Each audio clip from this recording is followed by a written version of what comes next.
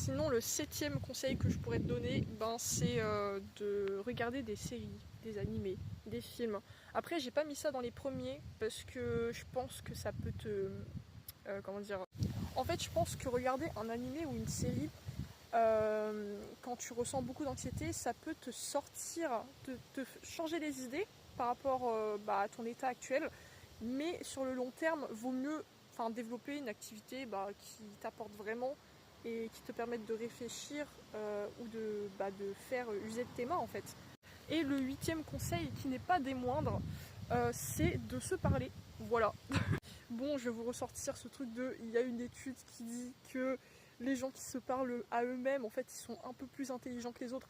Bon, en vérité, on s'en fout. Enfin, dans le sens où...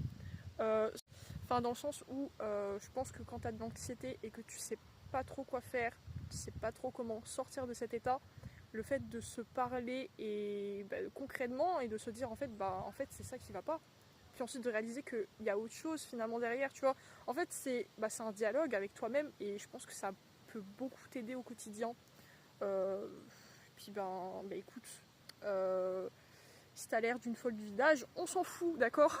Non mais plus sérieusement, le plus important c'est d'être bien dans sa peau et voilà, et de faire en sorte de développer, de créer de nouvelles habitudes qui peuvent te permettre de sortir de cet état en fait.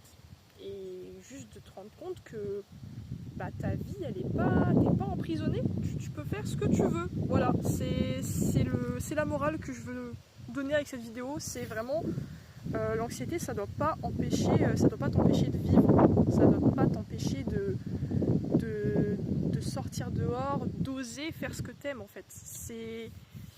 Ça arrive, mais c'est pas fatal. Voilà. Donc j'espère que cette vidéo t'a aidé. Et fais-le moi savoir en commentaire d'ailleurs. Voilà. Donc vraiment, voilà. Je vous souhaite une bonne journée.